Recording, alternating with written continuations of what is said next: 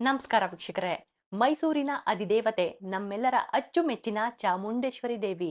ಈಕೆಯನ್ನ ನೆನೆದ್ರೆ ಸಾಕು, ಮನಸ್ಸಿಗೆ ಆನಂದ ಆಗುತ್ತೆ, ಸಂತೋಷ ಆಗುತ್ತೆ, ನೆಮ್ಮದಿ ಸಿಗುತ್ತೆ.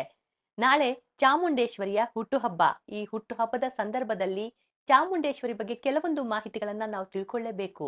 ಚಾಮುಂಡೇಶ್ವರಿ ಅಂತ ಆಕೆಗೆ ಹೆಸರು ಬಂದಿದ್ದು ಹೇಗೆ, ಚಾಮುಂಡಿ ಯಾರು, ಆಕೆ ಹುಟ್ಟಿದ್ದು ಹೇಗೆ, ಈಕೆಯ ಮಹತ್ವವೇನು, ಈಕೆಯ ಬಂದ ಕಾರಣ ಏನು, ಎಲ್ಲವನ್ನ ತಿಳಿಸ್ತಾ ಹೋಗ್ತೀನಿ. ನೀವು ಆದ್ಯಂತ್ ಮೀಡಿಯಾ ಚಾನಲ್ನ ಇದೇ ಫಸ್ಟ್ ಟೈಮ್ ನೋಡ್ತಾ ಇದ್ದೀರಾ ಅಂದ್ರೆ ಈಗಲೇ ಸಬ್ಸ್ಕ್ರೈಬ್ ಮಾಡಿ, ಲೈಕ್ ಮಾಡಿ, ಶೇರ್ ಮಾಡಿ.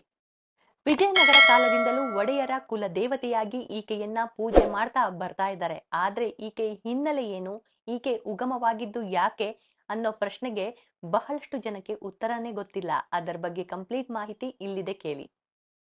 ಚಾಮುಂಡಿಯನ್ನ ಸಪ್ತ ಮಾತೃಕೆಯರಲ್ಲಿ ಒಬ್ಬಳು ಅಂತ ಕರೀತಾರೆ. ಹಿಂದೂ ಧರ್ಮ ಮತ್ತು ತಾಂತ್ರಿಕ ಪರಂಪರೆಯಲ್ಲಿ ಜಗತ್ತನ್ನ ರಕ್ಷಿಸಲು ಹಾಗೂ ದುಷ್ಟ ಶಕ್ತಿಗಳನ್ನ ಸಂಹರಿಸಲು ಅವತರಿಸಿದ 7 ದಿವ್ಯ ಮಾತೆಯರು ಅಂದ್ರೆ ತಾಯಂದಿರಲ್ಲಿ ಇವಳು ಒಬ್ಳು. ಸಪ್ತ ಅಂದ್ರೆ 7, ಮಾತೃಕೆಯರು ಅಂದ್ರೆ ತಾಯಂದಿರು. ಇವರು ಬ್ರಹ್ಮ, ವಿಷ್ಣು, ಮಹೇಶ್ವರ ಮುಂತಾದ ಪ್ರಮುಖ ದೇವತೆಗಳ ಆಂತರಿಕ ಶಕ್ತಿಗಳ ಸ್ವರೂಪಗಳು. ಪುರಾಣಗಳ ಪ್ರಕಾರ ಈ 7 ದೇವಿಯರು ತಮ್ಮ ಮೂಲ ದೇವತೆಗಳು, ಆಯುಧಗಳು, ವಾಹನಗಳು ಹಾಗೂ ರೂಪವನ್ನ ಹೊಂದಿದ್ದಾರೆ. 1 ಬ್ರಾಹ್ಮಿ ಬ್ರಹ್ಮಶಕ್ತಿ, ಮಹೇಶ್ವರಿ ಶಿವನ ಶಕ್ತಿ, ಕೌಮಾರಿ ಸುಬ್ರಹ್ಮಣ್ಯನ ಶಕ್ತಿ, ವೈಷ್ಣವಿ ವಿಷ್ಣುವಿನ ಶಕ್ತಿ, ವರಾಹಿ ವರಹಮೂರ್ತಿಯ ಶಕ್ತಿ, ಇಂದ್ರಾಣಿ ಇಂದ್ರನ ಶಕ್ತಿ, ಚಾಮುಂಡಿ ಚಂಡಿ ರುದ್ರ ಕೋಪದ ಶಕ್ತಿ. ಕೆಲವು ಪುರಾಣಗಳಲ್ಲಿ ಇವರ ಜೊತೆಗೆ ನರಸಿಂಹಿ ಅಥವಾ ವಿನಾಯಕಿ ಸೇರಿ ಅಷ್ಟ ಮಾತೃಕೆಯರು ಎಂದು ಕರೆಯಲಾಗುತ್ತೆ. ಹಿಂದೂ ಧರ್ಮ ಮತ್ತು ತಂತ್ರಶಕ್ತಿಗಳಲ್ಲಿ ಸಪ್ತ ಮಾತೃಕೆಯರ ಆರಾಧನೆ ಬಹಳ ಮುಖ್ಯವಾಗಿದೆ. ಪುರಾಣಗಳ ಪ್ರಕಾರ ಅಂಧಕಾಸುರ ಮತ್ತು ರಕ್ತಬೀಜಾಸುರನಂತಹ ಶಕ್ತಿಶಾಲಿ ರಾಕ್ಷಸರ ಸಂಹಾರದ ಸಮಯದಲ್ಲಿ ಅವರ ರಕ್ತದಿಂದ ಹೊಸ ರಾಕ್ಷಸರು ಹುಟ್ಟದಂತೆ ತಡೆಯಲು ಈ ಸಪ್ತ ಮಾತೃಕೆಯರನ್ನ ಸೃಷ್ಟಿಸಲಾಯಿತು.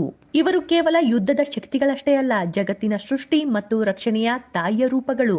ಮಕ್ಕಳ ಆರೋಗ್ಯ ಮತ್ತು ಕುಟುಂಬದ ರಕ್ಷಣೆಗಾಗಿ ಇವರನ್ನ ಪೂಜಿಸಲಾಗ್ತಾ ಇದೆ. ಇವರು ಬ್ರಹ್ಮಾಂಡದ ಸೃಷ್ಟಿ, ರಕ್ಷಣೆ ಮತ್ತು ಲಯದ ಶಕ್ತಿಯನ್ನ ಪ್ರತಿನಿಧಿಸ್ತಾರೆ. ಇನ್ನು ಚಾಮುಂಡಿ ದೇವಿ ಯಾರು, ಆಕೆಯ ಕಥೆ ಏನು ಅಂತ ಕೇಳ್ತಾ ಇದ್ದೀರಾ? ಚಾಮುಂಡ ದೇವಿಯನ್ನ ಚಾಮುಂಡೇಶ್ವರಿ ಅಂತ ಕರೆಯಲಾಗುತ್ತೆ. ಕಾಳಿಯಂತೆ ಅವಳು ದುರ್ಗೆಯ ಉಗ್ರ ರೂಪ.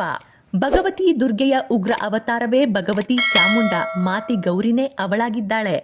ಇಬ್ಬರು ರಾಕ್ಷಸ ಸಹೋದರರಾದಂತಹ ಶುಂಭ ಮತ್ತು ನಿಶುಂಭರನ್ನ ವಿನಾಶ ಉಂಟು ಮಾಡೋದಕ್ಕೆ ದೇವತೆಗಳು ಹಿಮಾಲಯಕ್ಕೆ ಹೋಗಿ ಭಗವತಿ ಆ ರಾಕ್ಷಸರನ್ನ ಕೊಲ್ಲುವಂತೆ ಪ್ರಾರ್ಥನೆ ಮಾಡಿದ್ರು. ಆಗ ಮಾತೆ ಗೌರಿ ಆ ಸ್ಥಳದಲ್ಲಿ ಕಾಣಿಸಿಕೊಂಡ್ಳು ಮತ್ತು ಅವಳ ಕೋಶಗಳಿಂದ ದೇವತೆಯಾಗಿ ಅವತರಿಸಿದಳು. ನಂತರ ಅವಳನ್ನ ಕೌಶಿಕಿ ಎಂದು ಕರೆಯಲಾಯಿತು. ಭಗವತಿ ಕೌಶಿಕಿ ಯುದ್ಧ ಭೂಮಿಯಲ್ಲಿ ಶುಂಭ ನಿಶುಂಭ ಪ್ರಬಲ ಸೈನ್ಯವನ್ನ ಎದುರಿಸಿದಾಗ ಅವಳ ಹಣೆಯಿಂದ ಉಗ್ರ ದೇವತೆ ಹೊರಹೊಮ್ಮಿ ಬಂದ್ಲು.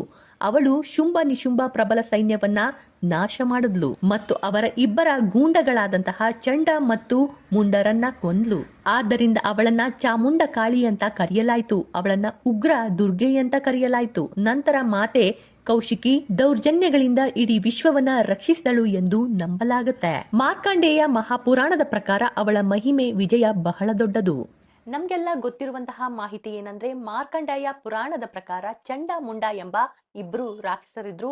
ಅವರು ದೇವತೆಗಳನ್ನ ಮತ್ತೆ ಋಷಿ ಮುನಿಗಳಿಗೆ ಸಿಕ್ಕಾಪಟ್ಟೆ ತೊಂದರೆಯನ್ನ ಕೊಡ್ತಿದ್ರು.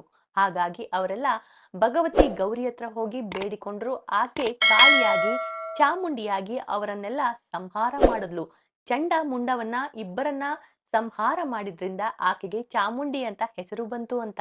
ಇದು ಗೊತ್ತಿರುವಂತಹ ವಿಷಯನೇ. ಅದನ್ನ ಬಿಟ್ಟು ಬೇರೆ ಪುರಾಣಗಳಲ್ಲಿ ಏನೆಲ್ಲ ಉಲ್ಲೇಖವಿದೆ ಗೊತ್ತಾ? ಇಲ್ಲಿ ಕೇಳಿ.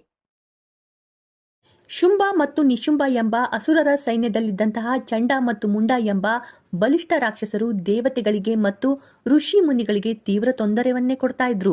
ಇವರನ್ನ ನಿಗ್ರಹಿಸಲು ಆದಿಶಕ್ತಿ ದುರ್ಗೆಯು ತನ್ನ ಹಣೆಯ ಭಾಗದಿಂದ ಭೀಕರ ಸ್ವರೂಪದ ಕಾಳಿಯನ್ನ ಸೃಷ್ಟಿಸಿದಳಂತೆ. ಈ ರೌದ್ರ ರೂಪಿ ದೇವಿಯು ಯುದ್ಧ ರಂಗದಲ್ಲಿ ಚಂಡ ಮತ್ತು ಮುಂಡರನ್ನ ಧ್ವಂಸಗೊಳಿಸಿ ಅವರ ಶಿರಸ್ಸುಗಳನ್ನ ತಂದು ದುರ್ಗಾದೇವಿಗೆ ಒಪ್ಪಿಸಿದಳಂತೆ.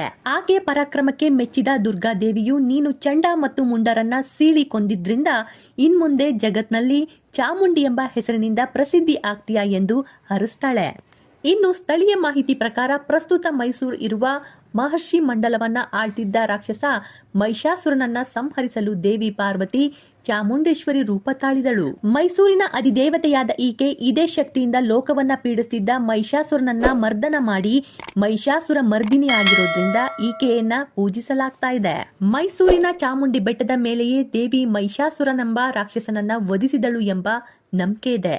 ಹೀಗಾಗಿ ಈ ಬೆಟ್ಟಕ್ಕೆ ಚಾಮುಂಡಿ ಬೆಟ್ಟ ಎಂದು ದೇವಿಗೆ ಚಾಮುಂಡೇಶ್ವರಿ ಎಂದು ಹೆಸರು ಬಂತಂತೆ. ಹಿಂದೂ ಪುರಾಣಗಳು, ಕರಾವಳಿಯ ತಾಂತ್ರಿಕ ಪರಂಪರೆ ಹಾಗೂ ಮೈಸೂರಿನ ಐತಿಹಾಸಿಕ ಚಾಮುಂಡೇಶ್ವರಿ ದೇವಿಗೆ ಸಂಬಂಧಿಸಿದಂತೆ ಹಲವಾರು ಮಾಹಿತಿ ಇದೆ. ಅಷ್ಟದಶ ಶಕ್ತಿಪೀಠಗಳ ಪೈಕಿ ಮೈಸೂರಿನ ಚಾಮುಂಡಿ ಬೆಟ್ಟವನ್ನು ಒಂದು ಪೀಠ ಅಂತ ಕರೆಯಲಾಗುತ್ತೆ. ಸತಿ ದೇವಿಯ ದೇಹದ ಭಾಗಗಳು ಪೃಥ್ವಿಯ ಮೇಲೆ ಬಿದ್ದಾಗ ಆಕೆ ಕೂದಲು ಬಿದ್ದ ಸ್ಥಳವೇ ಮೈಸೂರು ಬೆಟ್ಟ ಎಂಬ ಸನಾತನ ನಂಬಿಕೆ ಇದೆ. ಇಲ್ಲಿರುವ ದೇವಿಯನ್ನ ಚಾಮುಂಡೇಶ್ವರಿ ಎಂದು ಆರಾಧನೆ ಮಾಡಲಾಗ್ತಾ ಇದೆ. ಇತಿಹಾಸ ಮತ್ತು ಶಿಲಾಸನಗಳ ಪ್ರಕಾರ ಪ್ರಾರಂಭದಲ್ಲಿ ಈ ಬೆಟ್ಟವನ್ನ ಮಹಾಬಲಾದ್ರಿ ಅಥವಾ ಮಾರಕಾಲ ಬೆಟ್ಟ ಎಂದು ಕರೆಯಲಾಗ್ತಿತ್ತು. ಇಲ್ಲಿ ಪ್ರಾಚೀನ ಕಾಲದಲ್ಲಿ ಮಹಾಬಲೇಶ್ವರ ಶಿವನ ಪೂಜೆ ಮುಖ್ಯವಾಗಿತ್ತು.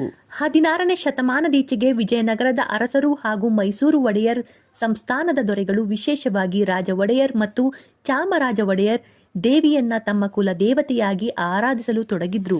ದೇವಿಯ ಶಕ್ತಿ ಪ್ರಭಾವ ಹಾಗೂ ಜನಪ್ರಿಯತೆ ಹೆಚ್ಚಾದಂತೆ ಬೆಟ್ಟ ಮತ್ತು ದೇವತೆ ಚಾಮುಂಡಿ ಎಂಬ ಇತಿಹಾಸ ಪುಟಗಳಲ್ಲಿ ಕಾಯಂ ಆಗ್ಬಿಟ್ಲು.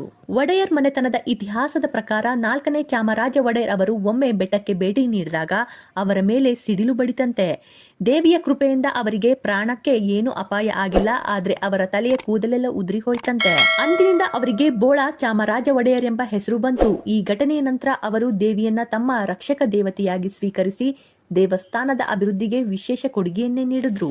ಎಲ್ಲೆಡೆ ಇರುವಂತಹ ಚಾಮುಂಡಿ ದೇವಸ್ಥಾನಗಳು ಮೈಸೂರು ಪ್ರಸಿದ್ಧವಾದ ಚಾಮುಂಡೇಶ್ವರಿಯ ನಾಮಸ್ಮರಣೆಯೇ ಅಂತ ಇಲ್ಲಿ ಅನಿಸ್ತಾ ಇದೆ. ಯಾಕಂದ್ರೆ ಯಾವುದೇ ಅನ್ಯ ಭಾಷಾ ನಿಘಂಟುಗಳಲ್ಲಿ ಅಥವಾ ಯಾವುದೇ ಸಂಧಿ ವಾಚಗಳಲ್ಲಿ ಈ ಪದದ ಬಳಕೆ ಇಲ್ಲವೇ ಇಲ್ಲ.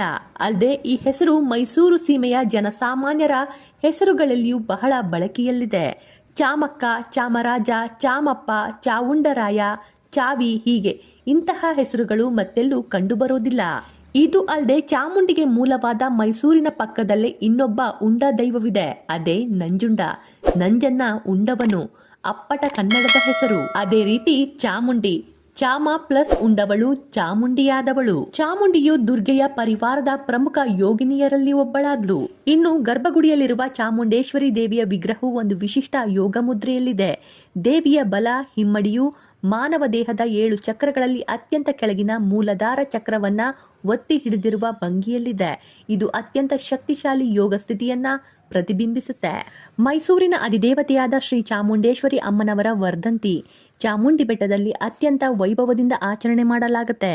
ಪ್ರತಿ ವರ್ಷ ಆಷಾಢ ಮಾಸದ ಕೃಷ್ಣ ಪಕ್ಷದ ಸಪ್ತಮಿ ತಿಥಿಯಂದು ರೇವತಿ ನಕ್ಷತ್ರದಲ್ಲಿ ಅಮ್ಮನವರಿಗೆ ಪೂಜೆ ಮಾಡಲಾಗುತ್ತೆ. ಮುಮ್ಮಡಿ ಕೃಷ್ಣರಾಜ ಒಡೆಯರ್ ಅವರು ತಮ್ಮ ಜನ್ಮದಿನದ ನೆನಪಿಗಾಗಿ ಅಮ್ಮನವರಿಗೆ ಚಿನ್ನದ ಉತ್ಸವ ಮೂರ್ತಿಯನ್ನ ಉಡುಗೊರೆಯಾಗಿ ನೀಡಿ ಪ್ರತಿಷ್ಠಾಪಿಸಿದ ದಿನವನ್ನ ವರ್ಧಂತಿ ಎಂದು ಆಚರಿಸಿಕೊಂಡು ಬರಲಾಗ್ತಾ ಇದೆ. ಅರಮನೆಯಿಂದ ತರಲಾಗುವಂತಹ ಚಿನ್ನದ ಪಲ್ಲಕ್ಕಿಯಲ್ಲಿ ಅಮ್ಮನವರ ಉತ್ಸವ ಮೂರ್ತಿಯನ್ನ ಕೂರಿಸಿ ದೇವಾಲಯದ ಸುತ್ತ ಮೆರವಣಿಗೆ ಮಾಡಲಾಗುತ್ತೆ. ಮೈಸೂರು ರಾಜವಂಶಸ್ಥರು ಸಾಂಪ್ರದಾಯಿಕ ಉಡುಪಿನಲ್ಲಿ ಆಗಮಿಸಿ ಪಲ್ಲಕ್ಕಿ ಉತ್ಸವಕ್ಕೆ ಚಾಲನೆ ನೀಡ್ತಾರೆ. ಇದು ವಿಶೇಷತೆ. ಮುಂಜಾನೆ 4 ಗಂಟೆಯಿಂದಲೇ ದೇವಿಗೆ ರುದ್ರಾಭಿಷೇಕ, ಪಂಚಾಮೃತ ಅಭಿಷೇಕ, ಸಹಸ್ರನಾಮಾವಳಿ ನೆರವೇರುತ್ತೆ. ದೇವಿಗೆ ವಿಶೇಷ ರೇಷ್ಮೆ ಸೀರೆ ಮತ್ತು ಸಾಂಪ್ರದಾಯಿಕ ರತ್ನಖಚಿತ ಆಭರಣಗಳಿಂದ ಮಹಾಲಕ್ಷ್ಮಿ ಅಥವಾ ರಾಜರಾಜೇಶ್ವರಿ ಅಲಂಕಾರ ಮಾಡಲಾಗುತ್ತೆ.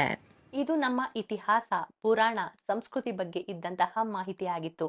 ನಿಮಗೆಲ್ಲ ಚಾಮುಂಡೇಶ್ವರಿಯ ವರ್ಧಂತಿಯ ಶುಭಾಶಯಗಳು. ನನ್ನ ವಿಡಿಯೋ ನಿಮಗೆ ಇಷ್ಟ ಆಗ್ತಾ ಇದೆ ಅಂದ್ರೆ ಲೈಕ್ ಮಾಡಿ, ಶೇರ್ ಮಾಡಿ, ಸಬ್ಸ್ಕ್ರೈಬ್ ಆಗೋದು ಮರೆಯಬೇಡಿ.